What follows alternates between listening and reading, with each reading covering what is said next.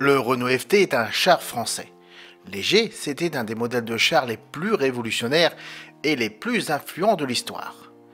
Il a été la première production à avoir un armement dans une tourelle tournante. On pense qu'il est possible que Louis Renault a commencé à travailler sur l'idée en décembre 1915, après une visite du colonel Jean-Baptiste Eugène Estienne, pionnier de l'aviation militaire, mais aussi père du char de combat français. Préconisa un blindé léger construit en très grand nombre afin de saturer les défenses ennemies. Avec l'accord du général Joffre, il a approché Renault en tant que fabricant possible. Ce dernier a refusé ce projet, affirmant que son entreprise fonctionnait à pleine capacité en produisant du matériel de guerre et qu'il n'avait aucune expérience des véhicules à chenilles. Le colonel Estienne a découvert plus tard que Schneider travaillait sur un véhicule blindé à chenilles, qui est devenu le premier char opérationnel de France, le Schneider CA. Lors d'une rencontre fortuite ultérieure avec Renault, en juillet 1916, le colonel lui demande de reconsidérer son projet. Le but était de franchir des réseaux de fils de fer barbelés, puis de supprimer les nids de mitrailleuses ennemies, malgré le caractère chaotique du champ de bataille. Louis Renault est alors favorable pour étudier ce projet. Louis Renault lui-même a conçu le design global du nouveau char et défini ses spécifications de base. Il a imposé une limite de 7 tonnes au poids. Mais il n'était pas convaincu qu'un rapport poids-puissance pourrait être réalisé avec les moteurs de production disponibles à l'époque pour donner une mobilité suffisante au type de char lourd demandé par les militaires. Le designer industriel de Renault, Rodolphe Ernst Metzger, a élaboré les plans d'exécution du FT. Charles-Émond Serre, associé de longue date de Louis Renault, a organisé et supervisé la production de masse du nouveau char.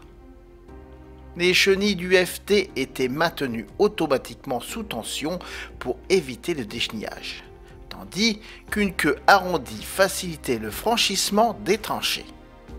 Comme le moteur avait été conçu pour fonctionner normalement sous n'importe quelle inclinaison, des pentes très raides pouvaient être négociées par le char sans perte de puissance. Une ventilation interne efficace a été assurée par le ventilateur du moteur, qui a aspiré son air dans le compartiment de l'équipage avant du char et le fait ressortir par le compartiment moteur à l'arrière. Renault a rencontré quelques difficultés pour obtenir un soutien total du général Estienne.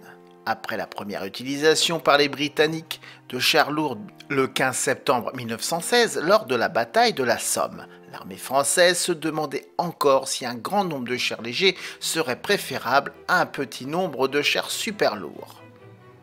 Le 27 novembre 1916, le colonel Estienne envoie au commandant en chef français un mémorandum personnel proposant l'adoption immédiate de la fabrication en série d'un char léger basé sur les spécifications du prototype Renault.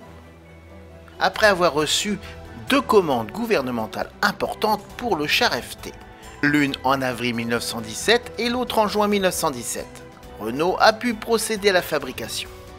Son design est resté en compétition avec le char 2C super lourd jusqu'à la fin de la guerre. Le prototype a été affiné au cours de la seconde moitié de 1917. Seulement 84 ont été produits en 1917, puis 2697 ont été livrés à l'armée française avant l'armistice.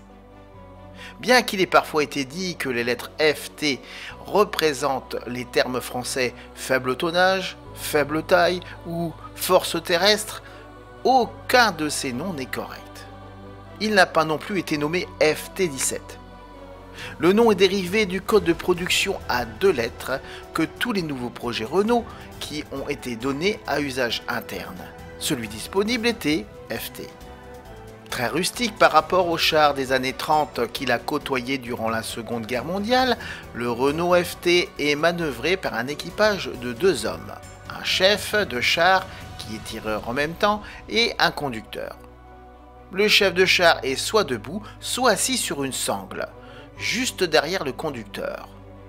En raison de l'absence de système de communication interne et de cloison entre le poste de conduite et la tourelle, pivotante à 360 degrés, le chef de char donne des ordres au conducteur en appuyant l'un de ses genoux contre son dos pour changer de direction et en tapant sur son casque pour démarrer ou s'arrêter. Le char FT se caractérise par la dureté, voire la quasi-absence de sa suspension. Lors des franchissements, le conducteur joue avec l'embrayage et le frein pour éviter une chute brutale du char en avant, dommageable pour les vertèbres de l'équipage. De même, le conducteur doit être prudent en tout terrain. L'étroitesse de la caisse et le centre de gravité relativement élevé peuvent entraîner un basculement latéral ou un retournement. Les premiers chars FT furent également affectés par des problèmes de refroidissement du moteur, dus à la défaillance de courroies de ventilation à l'origine en cuir. La première tourelle conçue pour le FT était une version circulaire en acier moulé presque identique à celle du prototype. Elle a été conçue pour supporter une mitrailleuse de 8 mm. En avril 1917, le colonel Estienne décida, pour des raisons tactiques, que certains véhicules devaient être capables de transporter un petit canon. Un 37 mm a été choisi, et des tentatives ont été faites pour produire une tourelle en acier moulé capable de l'accueillir, mais ils ont échoué. Les 150 premiers chars FT étaient destinés uniquement à l'entraînement.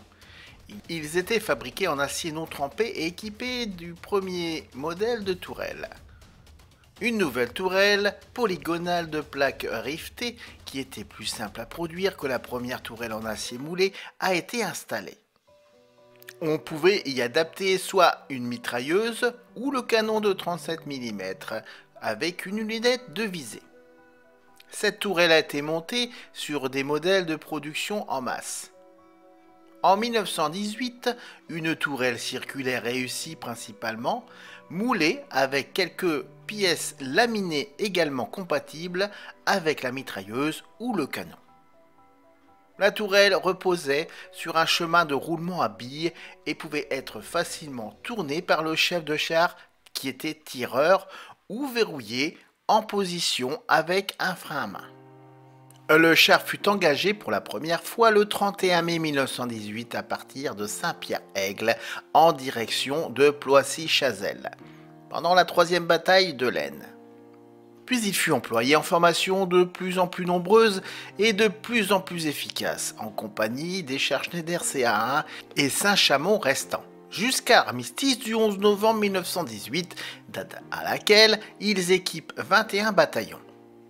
Le char Renault FT fut le char de combat le mieux conçu de toute la guerre, à la fois efficace, économique et adapté à la production industrielle de masse. Il joua un rôle prépondérant dans les offensives de 1918, au cours desquelles il reçut le nom populaire de char de la victoire.